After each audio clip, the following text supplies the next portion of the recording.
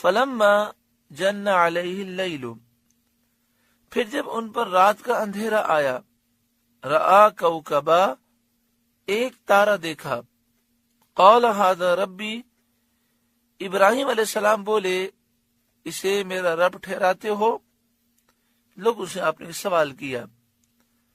فلما افلا، پھر جب وہ ڈوب گیا، قال لا احب الآفلین، بولے میں ڈوبنے والوں کو پسند نہیں کرتا، مجھے خوش نہیں آتے ڈوبنے والے۔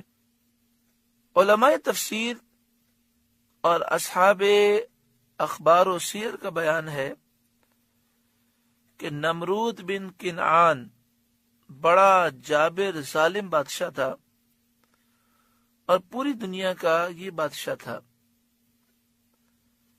ایک روایت میں یہ ہے کہ اس کی عمر 800 برس ہوئی۔ سب سے پہلے اسی نے سر پر تاج رکھا۔ یہ بادشاہ لوگوں سے اپنی پوجا کراتا تھا۔ کاہن اور نجومی کثرت سے اس کے دربار میں موجود رہتے تھے۔ نمرود نے خواب دیکھا کہ ایک ستارہ طلوع ہوا اور اس کی روشنی بڑھی اور اتنی بڑھی کہ سورج و چاند اس کے سامنے بالکل بے نور ہو گئے۔ جیسے مثال کے طور پر ایک موم بتی ہوتی ہے، بالکل اندھیرا ہو، رات کے وقت موم بتی جلائیں تو کیسی اس کی روشنی محسوس ہوتی ہے، لیکن سورج نکل آئے تو موم بتی کی کیا حیثیت ہوتی ہے۔ تو نمرود نے خواب دیکھا کہ ایک ستارہ طلوع ہوا اور اس کی روشنی اتنی بڑی کہ سورج اور چاند بالکل بے روشن ہو گئے۔ اس سے وہ بہت زیادہ خوف زدہ ہو گیا۔ کاہنوں سے اس نے خواب کی تعبیر پوچھی۔ انہوں نے کہا کہ اس سال تیری حکومت میں ایک لڑکا پیدا ہوگا جو تیرے زوال ملک کا باعث ہوگا، اور جو تیرے دین پر چلتے ہیں تیرے دین والے اس کے ہاتھ سے ہلاک ہوں گے۔ یہ خبر سن کے وہ پریشان ہوا۔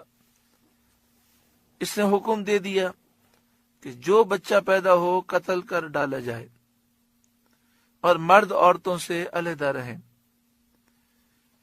اور اس بات کی نگرانی کرنے کے لیے کہ بچہ کہیں پیدا ہو تو اسے قتل کر دیا جائے ایک محکمہ اس نے قائم کر دیا۔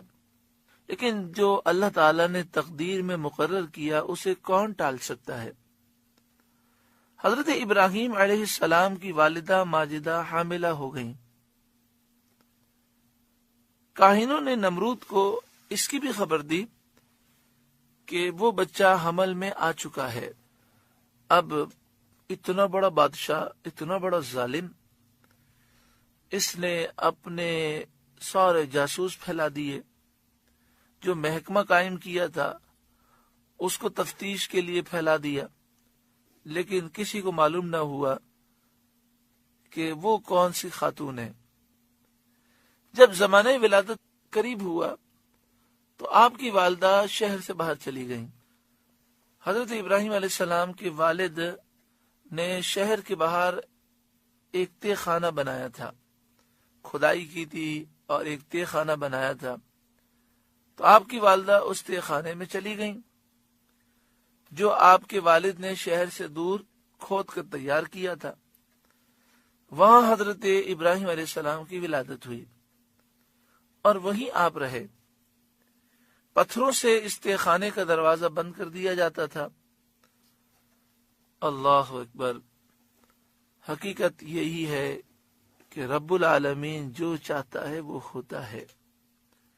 ہمارے استاد محترم شیخ الحدیث و تفسیر حضرت علامہ خادم حسین رضوی دامت برکاتہ العالیہ فرماتے ہیں کہ میرے پیر و مرشد اکثر یہ فرمایا کرتے تھے، خدا خدا ہے، کہ انسان چاہے کچھ بھی کرنا چاہے اور جتنا بھی دین کو نقصان پہنچانا چاہے، رب جب چاہتا ہے فضل فرماتا ہے اور کوئی اس کا مقابلہ نہیں کر سکتا۔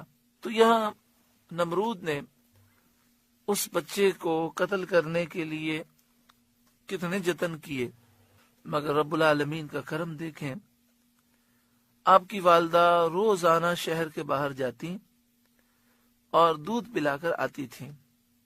کبھی کبھی ایسا بھی ہوتا تھا آپ کو تاخیر ہو جاتی۔ جب آپ وہاں پہنچتی تھیں تو دیکھتی تھیں کہ حضرت ابراہیم علیہ السلام اپنی انگلی مبارک کے سرے کو چوس رہے ہیں اور اس سے دودھ نکل رہا ہے۔ عام بچوں کے مقابلے میں آپ تیزی سے بڑھنے لگے۔ اس میں اختلاف ہے کہ آپ تہ خانے میں کتنا عرصہ رہے۔ بعض کہتے ہیں 7 برس، بعض کہتے ہیں 13 برس، اور بعض کہتے ہیں 17 برس۔ تو آپ تہ خانے میں رہے۔ زیادہ مشہور قول یہ کہ 7 برس۔ 7 برس کے بعد پھر آپ تہ خانے سے باہر آئے اور پھر آپ نے لوگوں کو دیکھا کہ وہ ستارے کی پوجا کر رہے ہیں۔ تو اس موقع پر آپ نے ان سے پوچھا کہ یہ کیا ہے؟ تو کہنے لگے یہ ہمارا خدا ہے۔ یہ مسئلہ یقینی ہے کہ انبیاء علیہ السلام ہر حال میں معصوم ہوتے ہیں۔ وہ اپنی ابتدائے ہستی سے تمام اوقات وجود میں عارف ہوتے ہیں، پیدائش سے لے کر وصال تک، اور وصال کے بعد بھی وہ اللہ تعالی کی معرفت رکھنے والے ہوتے ہیں، اور ہر شرک سے، ہر کفر سے، ہر گناہ سے محفوظ ہوتے ہیں، معصوم ہوتے ہیں۔ حضرت ابراہیم علیہ السلام ابھی چھوٹے تھے اور آپ اپنی والدہ سے اس موضوع پر گفتگو کیا کرتے کہ رب تو صرف اللہ تعالی ہے، یہ یہاں کے لوگوں نے مختلف رب کیوں بنائے ہوئے ہیں؟ تو والدہ نے حضرت ابراہیم علیہ السلام کے والد سے کہا کہ جس بچے کا نمرود کو خطرہ تھا یہی بچہ ہے، اور یہ بچہ اس کی سلطنت کو تہس نہس کرے گا۔ تو اس سے معلوم ہوا کہ حضرت ابراہیم علیہ السلام نے کبھی بھی شرک نہیں کیا، آپ نے کبھی بھی پوجا نہیں کی۔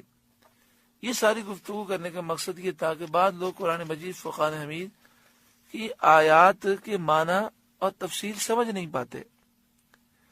وہ کہتے ہیں کہ یہ جو آیات ہیں فَلَمَّا جَنَّ عَلَيْهِ اللَّيْلُ رَأَىٰ كَوْكَبًا قَالَ هَٰذَا رَبِّي، اس کا مطلب وہ یہ لیتے ہیں کہ پہلے حضرت ابراہیم علیہ السلام نے ستارے کو خدا سمجھ لیا، پھر جب ستارہ غائب ہو گیا تو آپ نے توبہ کی، نعوذ باللہ من ذالک۔ پھر چاند کو دیکھا، پھر چاند کو خدا سمجھ لیا، پھر جب چاند غائب ہوا تو آپ نے توبہ کی، پھر سورج کو خدا سمجھ لیا، جب سورج غائب ہوا تو آپ نے توبہ کی، یعنی نعوذ باللہ من ذالک۔ وہ ان آیات کا مطلب یہ لیتے ہیں کہ حضرت ابراہیم علیہ السلام نے پہلے شرک کیا اور پھر بعد میں وہ اسلام لائے، نعوذ باللہ من ذالک۔ انبیاء ہمیشہ شرک اور کفر سے اور گناہوں سے معصوم ہوتے ہیں۔ ان کو غلطی کس وجہ سے ہوئی؟ قال ھذا ربی کا ترجمہ و مفہوم سمجھنے میں غلطی ہوئی۔ قال ھذا ربی کے معنی یہ ہے کہا یہ میرا رب ہے۔ اب یہ انداز تھا سوالیہ، تو انہوں نے اس انداز کو، تفسیر کو اور احادیث طیبہ کو سمجھا نہیں، اور کہتے ہیں یہاں پر حل تو ہے نہیں، حل ھذا ربی، کیا یہ میرا رب ہے؟ تو اس کا جواب یہ ہے کہ عربی کا بھی یہ اسلوب ہے اور اردو کا بھی اسلوب ہے کہ کئی مرتبہ ہم سوال میں کیا نہیں لگاتے، لیکن انداز سے پتہ چلتا ہے کہ ہمارا یہ سوالی انداز ہے۔ کبھی ایسا ہوتا ہے کہ ہم کسی بات کا مذاق اڑانے کے لیے کہتے ہیں، اور کبھی یہ بھی انداز ہو سکتا ہے کہ سوالی انداز ہو۔ تو چونکہ جبریل امین نبی اکرم صلی اللہ علیہ وآلہ وسلم کی خدمت میں جب قرآن پاک لے کر آئے تو قرآن مجید فرقان حمید کا نزول ہوا اور انداز بھی نازل ہوا، اور اللہ تعالیٰ نے محبوب کریم صلی اللہ علیہ وآلہ وسلم کو قرآن کی معرفت اور علم بھی عطا فرمایا۔ اس لیے قرآن کو سمجھنے کے لیے صرف ترجمہ کافی نہیں ہے، بلکہ احادیث طیبہ سے روشنی حاصل کرنی چاہیے، اور احادیث طیبہ اور حضور سے فیضان جو صحابہ نے لیا اور صحابہ سے فیضان آگے تک چلا، وہ تمام تفاسیر کی مدد سے حاصل کرنا چاہیے۔ حضرت ابراہیم علیہ السلام نے ابتدا ہی سے توحید کی حمایت اور کفریہ عقائد کا رد شروع فرما دیا۔ جب ایک رات آپ نے زہرا ستارے کو یا مشتری ستارے کو دیکھا، آپ نے دیکھا ہوگا کہ جب سورج ڈوب جاتا ہے، مغرب ہو جاتی ہے، تو آسمان پر ایک ستارہ روشن نظر آتا ہے۔ تو آپ نے دیکھا کہ لوگ اس ستارے کو پوج رہے ہیں اور بتوں کی پوجا کر رہے ہیں۔ تو آپ نے ایک نہایت نفیس انداز میں ان کو سمجھایا کہ اللہ تبارک و تعالی ہمیشہ سے ہے اور ہمیشہ رہے گا۔ جو زوال پذیر ہو، جو پہلے نہ ہو پھر پیدا ہو، تو وہ خدا نہیں ہوتا، وہ حادث ہوتا ہے۔ آپ نے یہ ساری چیزیں سمجھانے کے لیے ان سے فرمایا فَلَمَّا جَنَّ عَلَيْهِ اللَّيْلُ رَأَىٰ كَوْكَبًا، پھر جب ان پر رات کا اندھیرا آیا، ایک تارا دیکھا، قَالَ هَذَا رَبِّي، بولے اسے میرا رب ٹھہراتے ہو؟ کیا یہ میرا رب ہے؟ فَلَمَّا أَفَلَ، پھر جب وہ ڈوب گیا، قَالَ لَا أُحِبُّ الْآفِلِينَ، بولے مجھے ڈوبنے والے پسند نہیں ہیں، میں ڈوبنے والوں کو پسند نہیں کرتا۔